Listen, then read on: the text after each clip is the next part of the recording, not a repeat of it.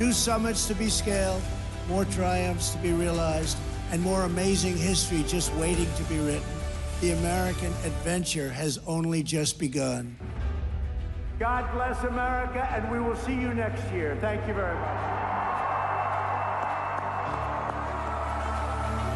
You never stop fighting for America, and I will never, ever stop fighting for you. Ladies and gentlemen, please welcome former Prime Minister of the United Kingdom, Liz Truss.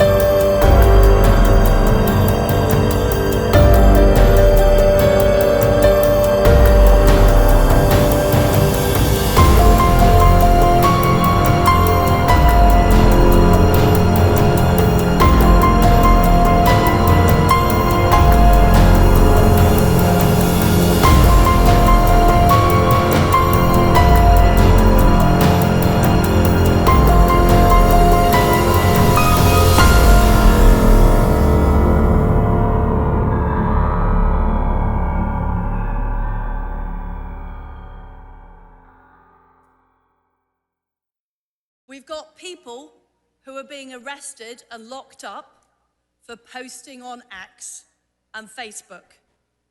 We've seen tens of thousands of girls as young as 12 raped, tortured, and even killed by Pakistani grooming gangs. And yet many of those perpetrators have not been brought to justice. In fact, those crimes have been covered up, and we know that the authorities colluded.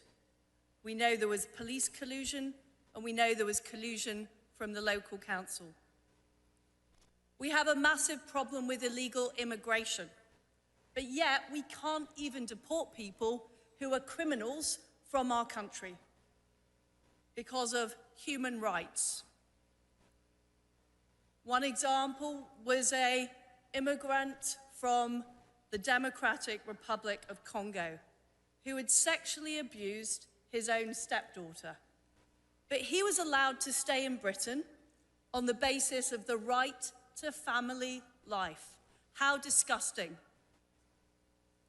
A criminal from Albania was allowed to stay in Britain because his son didn't like the kind of chicken nuggets they sell abroad, and I'm not joking you there.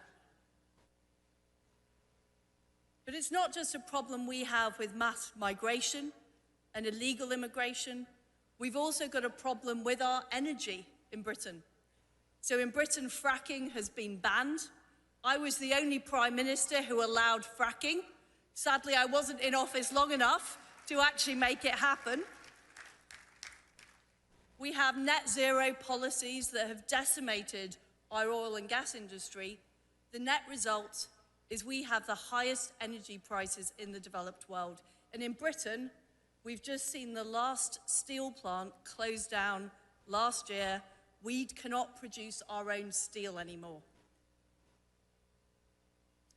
We have an economic orthodoxy, a Bank of England, that has printed vast amounts of money. They've created rampant inflation. They've wasted billions of taxpayer pounds. If they weren't the government, it would be called a heist.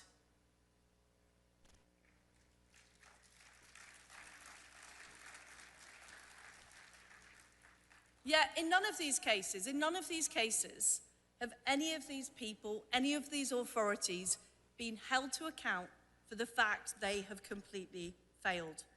And we're in a situation where Britain is almost bankrupt, morally, socially, and economically. And I think people in this room might want to know, how on earth has this happened? This is the country that invented parliamentary democracy. It's the country of the Magna Carta. It's the country of the Bill of Rights. We protected freedom of the press back in 1695, almost 100 years before the First Amendment. How on earth can the country of Adam Smith and the Industrial Revolution be deindustrializing? It doesn't make any sense. And the answer is that everything that made Britain great is being destroyed by an establishment that hates Britain and hates the West.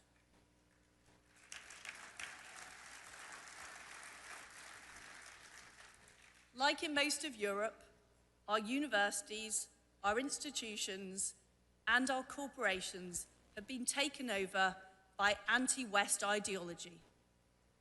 Islamism, green extremism, anti-capitalism, wokery, transgenderism, you name it, they've adopted it. And what we've seen is a massive failure of leaders in Europe to push back against this, because this is not something the population wanted. This is not something the people in Britain or Europe voted for. This is something that was imposed from above. And what happened is that democratically elected politicians handed vast amounts of power over to the unelected and the unaccountable. In Britain, Tony Blair in particular trashed centuries of liberty by creating a tyranny of technocrats. He created an unaccountable Supreme Court, which had never been existed in Britain before. He created a much deeper and powerful state that is not held to account. He also handed vast powers over to an alphabet soup of international bodies, the World Health Organization, the United Nations, the ECHR, all of whom nobody could vote in and nobody could vote out. And all of those bodies, as you've seen in the United States of America, have been captured by the same anti-West ideology.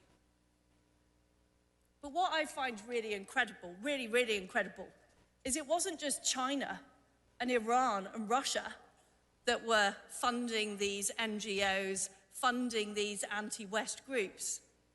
It was actually the United States of America under President Joe Biden through USAID. Now, did you know that American taxpayer dollars was funding the BBC? Did you know that they were funding the Tony Blair Institute? Did you know that they were funding Rory Stewart's wife? It's incredible. We thought you were our friends, but you were actually, American taxpayers were funding this anti-West ideology. And the problem is, when the people in Britain voted for something different, when they tried to change the government, when they tried to change the system in 2016, in 2019, and in 2024, they found the same people were still in power. The bureaucracy had not changed. And it's no surprise that young people are losing their faith in democracy because they don't believe it can change things. And amazingly, during all of this, many so-called conservatives went along with the ideology. They were busy hugging Greta Thunberg. They were putting up taxes. I'm not joking about that. They were putting up taxes. They were increasing immigration. They were pursuing transgender ideology. And it's no wonder that the Conservative Party had its worst defeat since 1834. Patriotic Brits have had enough. They've had enough. And we look across the Atlantic with envy. We see President Trump in the Oval Office signing off executive orders, and we want some of that in Britain. We want drill, baby, drill. We want men banned from women's bathrooms and women's sports. We want illegal immigrants deported. We want taxes to be cut. We want a Trump revolution in Britain.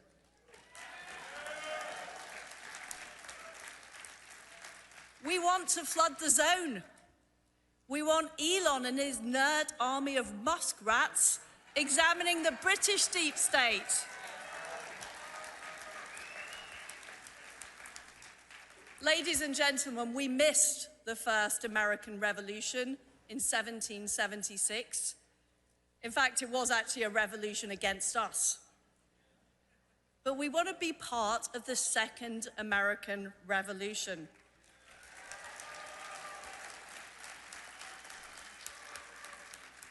We want to dismantle the British deep state, which is older and more entrenched than the American one. We need a great restoration bill to repeal all of the terrible Blair laws, the Equality Act, the Climate Change Act, the Human Rights Act, the Constitutional Reform Act.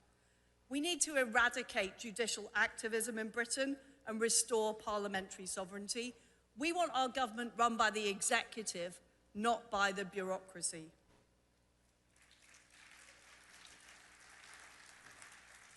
But most of all, what we need to restore free speech.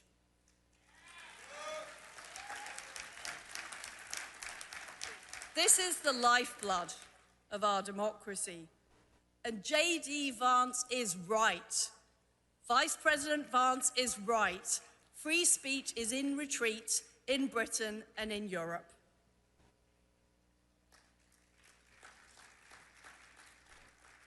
To Europe's governments, particularly Britain, they see George Orwell's 1984 as an instruction manual. Look at the evidence. A British citizen was arrested for praying outside an abortion clinic. We have German prosecutors saying that if you insult somebody, you could be arrested. We had Alison Pearson, a British journalist, visited at her home by the police because of a tweet that she'd posted a year ago and since deleted.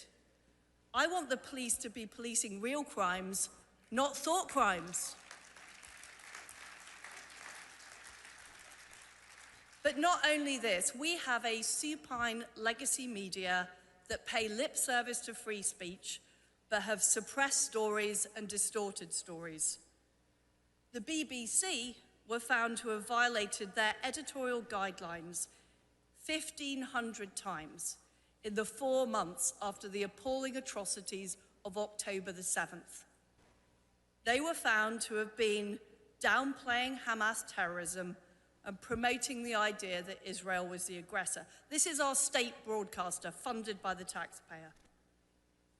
The mainstream media have failed to report on the grooming scandal, and they failed to hold the deep state to account. And much of the reason for that is the deep state are the people giving them all their information, all their leaks, all their funding, all of their material. And they're frightened of the media regulator, Ofcom. We have seen what independent media has done for the United States, and we want some of that. That's why we are going to be establishing a new free speech media network in conjunction with our American allies, including the great people here at CPAC.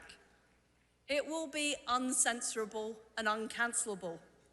It will take on the Britain-bashing corporation, which is what we call the BBC. It will take on Starmer and his socialists, and it will take on the censors of Germany. Because it's only by telling people the truth, in the United Kingdom, in Europe, in the Anglosphere, in America, that we will turn our backs on the war's West against itself. All of the people here are working to make America great again. I believe that we can make Britain great again. I believe that we can make Europe great again.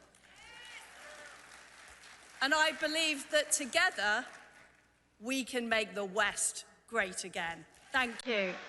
Thank you.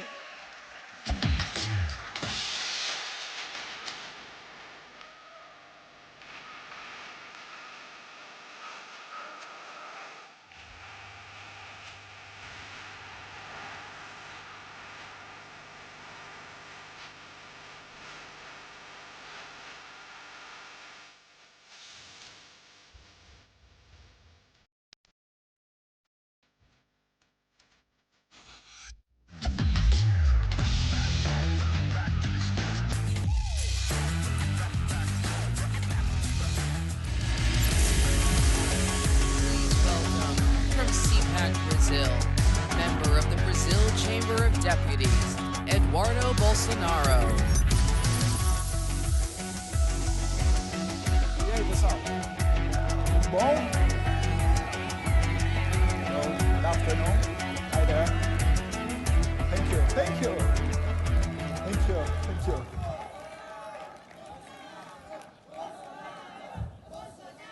Thank you. I think we have some Bolsonaro supporters here.